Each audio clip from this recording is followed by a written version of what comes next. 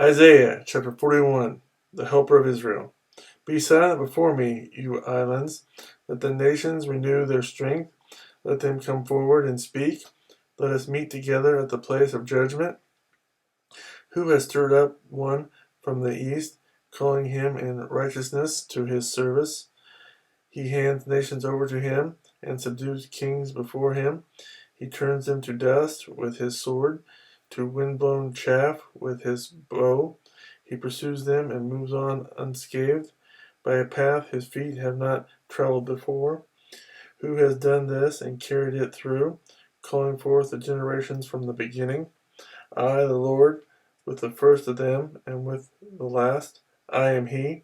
The islands have seen it and fear. The ends of the earth tremble. They approach and come forward.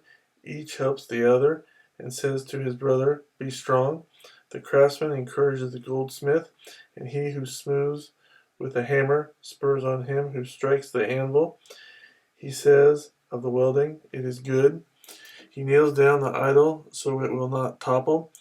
But you, O Israel, my servant, Jacob, whom I have chosen, your descendants of Abraham, my friend, I took you from the ends of the earth, from its farthest corners I called you. I said, You are my servant. I have chosen you and have not rejected you. So do not fear, for I am with you. Do not be dismayed, for I am your God. I will strengthen you and help you.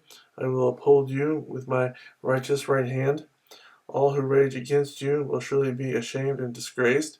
Those who oppose you will be as nothing and perish. Though you search for your enemies, you will not find them. Those who wage war against you will be as nothing at all. For I am the Lord your God, who takes hold of your right hand and says to you, Do not fear, I will help you. Do not be afraid, O worm, Jacob, O little Israel. For I myself will help you, declares the Lord, your Redeemer, the Holy One of Israel. See, I will make you into a threshing sledge, new and sharp with many teeth.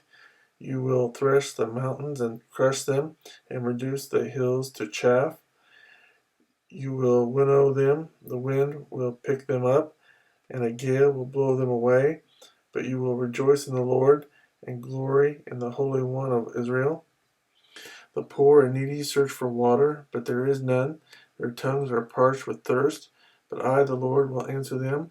I, the God of Israel, will not forsake them. I will make rivers flow on barren heights and springs within the valleys. I will turn the desert into pools of water and the parched ground into springs. I will put in the desert the cedar and the acacia, the myrtle and the olive. I will set pines in the wasteland, the fir and the cypress together, so that people may see and know, may consider and understand that the hand of the Lord has done this, that the Holy One of Israel has created it. Present your case, says the Lord. Set forth your arguments, says Jacob's king. Bring in your idols to tell us what is going to happen. Tell us what the former things were, so that we may consider them and know their final outcome. Or declare to us the things to come. Tell us what the future holds, so we may know that you are gods. Do something, whether good or bad, so that we will be dismayed and filled with fear. But you are less than nothing, and your works are utterly worthless. He who chooses you is detestable. I have stirred up one from the north, and he comes, one from the rising sun who calls on my name. He treads on rulers as if they were mortar, as if he were a potter treading the clay. Who told of this from the beginning, so we could know, or beforehand, so we could say, He was right? No one told of this, no one foretold it, no one heard any words from you. I was the first to tell Zion, Look, here they are. I gave to Jerusalem a messenger of good tidings. I look, but there is no one among them to give counsel, no one to give answer when I ask them. See, they are all false. Their deeds amount to nothing. Their images are but wind and confusion.